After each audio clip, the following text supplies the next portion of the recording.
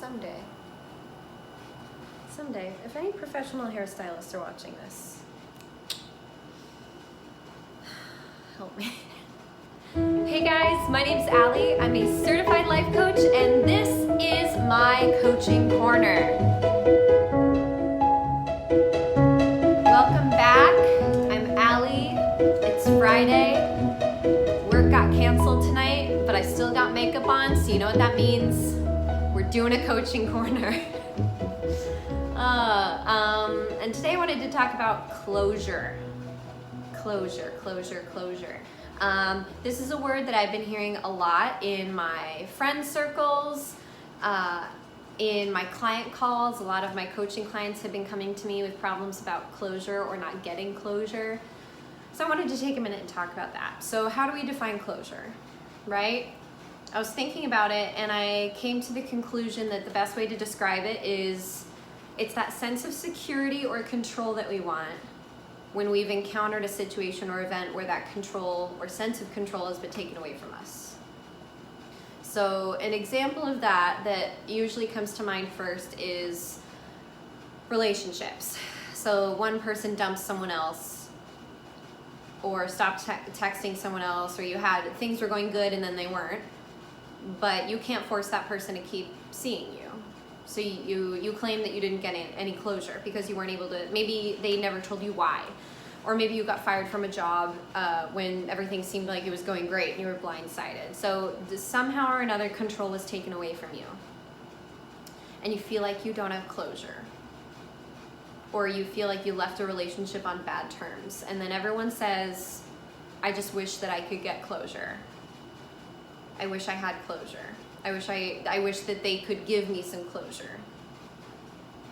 And there's a problem innately in just like saying that. And it's a common phrase. I know that you've heard someone in your life say it. I know that you've probably said it at some point. I know I've said it a lot.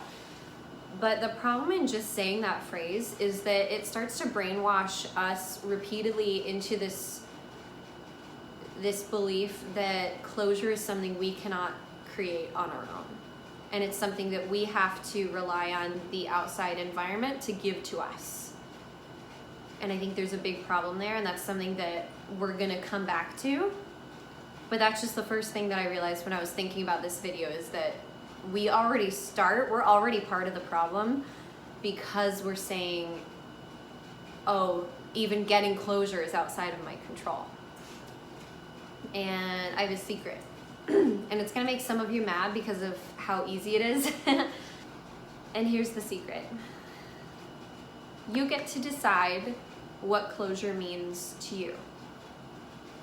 I'm gonna pull an Oprah and I'm gonna say that one more time.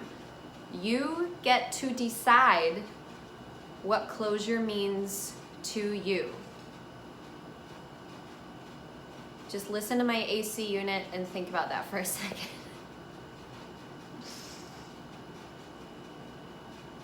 What does that mean? What does closure mean to you? What does it mean to you now? And more importantly, what do you wish it meant to you?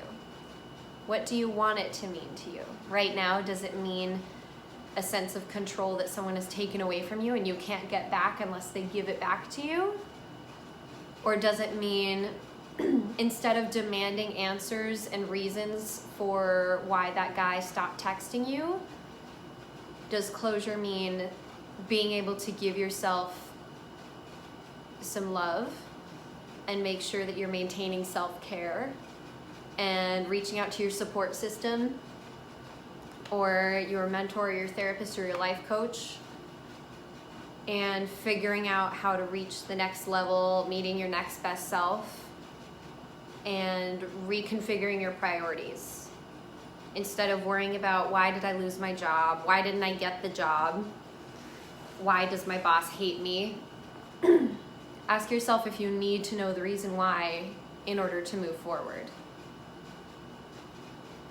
How can you take control back and therefore gain closure? Because closure is up to you. You get to decide whether you get closure or not. I think that's the big thing here that I'm getting at. Where and how and when you get closure is entirely in your control. Because if you're honest with yourself, when we ask ourselves, what does closure really mean? It's a sense that the event is finally over, but I don't think that's true. I think what we want closure to be is a sense that the event is over and it is over on our terms. That we ended the event or the situation on our terms, and then we consider that to be closure, right? Because we don't feel that we need closure when we break up with someone or when we quit a job, because we feel like we were in control, we made the first move. But when we need closure, it's always because we're like, oh, if I could just go back in time and dump him before he dumped me, if I could go back to yesterday and quit the job before they let me go, that everything would be different and I wouldn't need closure. So it's just something to remember, that closure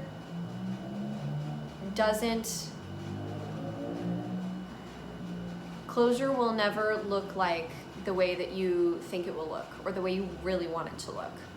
Because the vision of closure that we have in our minds is almost never what it's actually going to look like. And the sooner we realize that, the sooner we will be able to create our own closure on our own terms with the materials that are presented to us, with the cards that we're dealt. And what happens is if we continue to tell ourselves that that's the level of closure that we need to go back and demand answers every time something doesn't go our way, it creates this impossible standard that we're never gonna hit, and because of that, we convince ourselves that we're never, ever, ever going to have closure, and therefore never, ever, ever regain control of our lives. And then what happens? We turn on autopilot, and we never look for opportunities to regain control when we see that we've lost it. This is getting very meta, and I understand that. Stay with me. This is not the usual, like, what to do when he doesn't text you back, but it is. It is. So let's coach this for a minute. So if he doesn't text you back, you have options, right? Option one, analyze it, show it to your girlfriends. I've done this, like, put it under the microscope and be like, what does it mean? Like, do you think, well, let's check his work schedule. Is he working right now? But he always texts me even at work when he's on his phone. So like, he would text me if he was still interested, right? Or maybe he's with a girl. No, he said he's with his parents this weekend. It doesn't matter. What matters is what you have in front of you, and you get to decide what you do with it and how you're spending your time going forward. It can be really hard.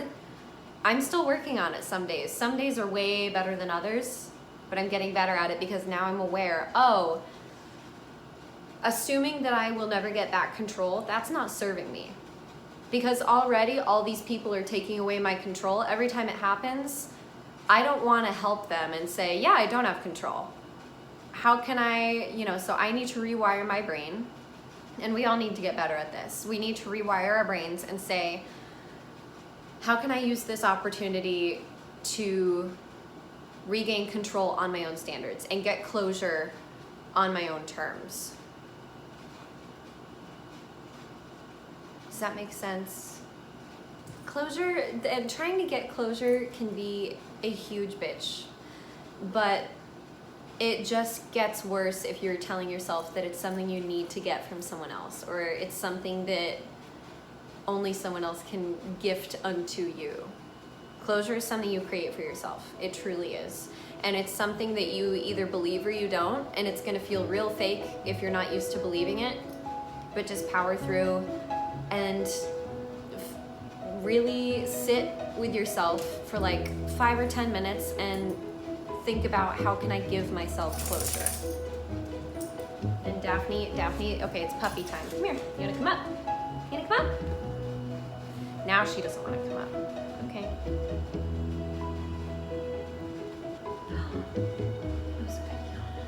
So guys, that's my video this week. Thank you so much for joining me. And if you've made it to the end of this video, please consider checking me out on other social media. I'm on Instagram at Ali Fuller Coaching.